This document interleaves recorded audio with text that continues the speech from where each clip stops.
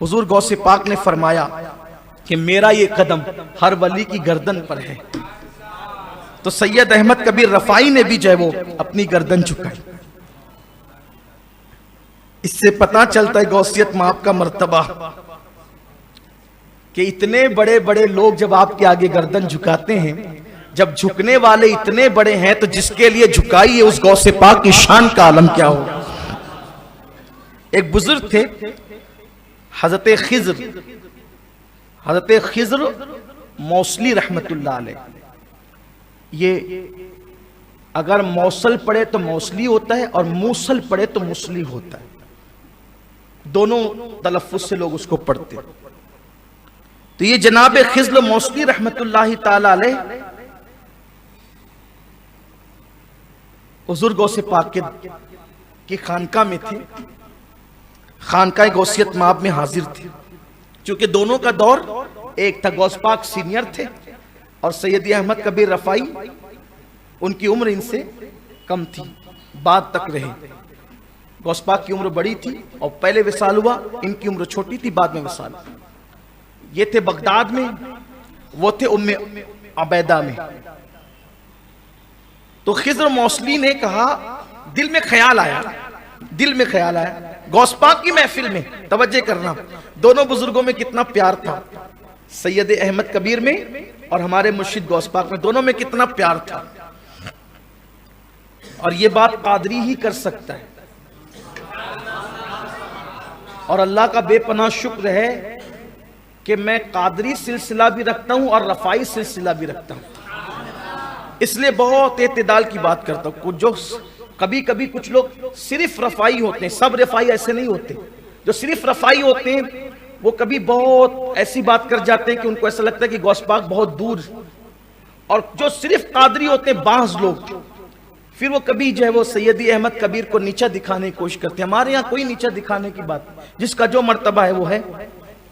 حالانکہ میں اللہ کی توفیق سے، اس کے کرم سے بہت خوش نصیب ہوں، اس معاملے میں ہے تو بہت گرا پڑا بد عمل، لیکن خدا جانے کہ کیسے کرم کی باتیں ہیں۔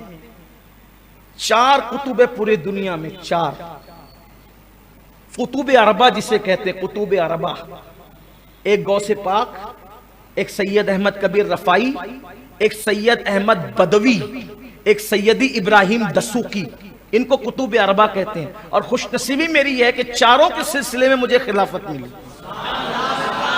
چاروں کے۔ میں دسوقی بھی ہوں، بدوی سلسلے کی برکتیں بھی میرے پاس، اور چشتیت تو سراپا اپنا رنگ ہے پھر، الحمدللہ۔ اسی لیے جب بھی میں بزرگوں کا ذکر کرتا ہوں تو اس اعتبار سے کہ کوئی مرشد ناراض نہ ہو جائے، اس لیے کہ فیض تو سب سے لینا ہے۔ لیکن یہ بات ہے، سیدی احمد بدوی کا مرتبہ اپنی جگہ، سرکار دسوقی کا مرتبہ اپنی جگہ، سرکار رفاعی کا مرتبہ اپنی جگہ، مگر سرکار قادریت مزرعِ چشت بخارا و عراق و اجمیر، کون سی کشت پہ برسا نہیں جھالا تیرا، اور سر بھلا کیا کوئی جانے کے ہے کیسا تیرا، اولیاء ملتے ہیں آنکھیں وہ ہے تلوہ تیرا۔ اللہ کا شکر ہے اور آپ لوگوں کی دعاؤں کی برکتیں، ورنہ من آنم کے من دانم، اپنے آپ کو اپنے بہتر جانتے ہیں، اپنی اوقات اور حیثیت کیا ہے، لیکن پتہ نہیں آپ لوگوں کی دعائیں رنگ لائی اور اللہ نے بڑی نسبتیں عطا فرمائی، اللہ بس ان نسبتوں کو آخری دم تک قائم رکھے، دخول جنت تک قائم رکھے، اور اس کے فیوز و برکات اللہ مجھے بھی دے اور آپ سب کو نصیب فرمائے۔ تو حضرت خضر موصلی نے دل میں خیال کیا کہ غوث پاک کو تو دیکھ لیا، غوث پاک کاش کہ ایک مرتبہ حضرت احمد کبیر رفاعی کو بھی دیکھ لوں۔ صرف سوچا، میرے مرشد غوث پاک نے کہا احمد کبیر کو دیکھنا ہے،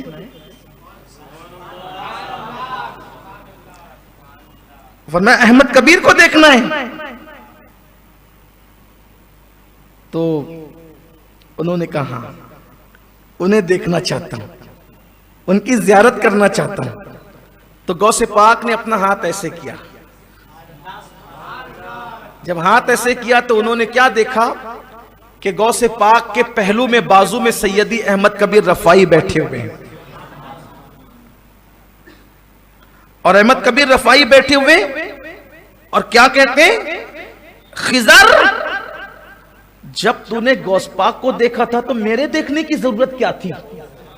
میں تو ان کے ماتحت لوگوں میں ہوں، میں تو ان کے خدام میں ان کے ماتحت لوگوں میں ہوں. ارے اتنی بڑی ہستی کو دیکھا، مجھے دیکھنے کی ضرورت کیا تھی؟ اور یہ کہہ کہ وہ غائب ہو گئے. غوث پاک نے ہاتھ نیچے کیا، وہ غائب ہو گئے. اب آئی گئی بات ہو گئی، غوث پاک نے تو زیارت کرا دی. پھر بہت عرصہ ہوا، غوث پاک کا وصال ہو گیا.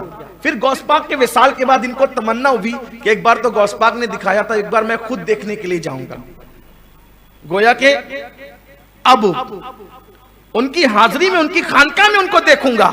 تو کہتے واللہ جب میں ام عبیدہ گیا اور وہاں جا کے ان کی خانقاہ میں دیکھا تو غوث پاک نے اپنے ہاتھ اٹھا کر کے جو بتایا تھا بعینی وہی بزرگ تھے احمد کبیر. اور مجھے دیکھ کے مسکرا کے کہتے ارے کیا پہلی بار دیکھنا کافی نہیں تھا جو دوسری مرتبہ دیکھنے چلا آیا؟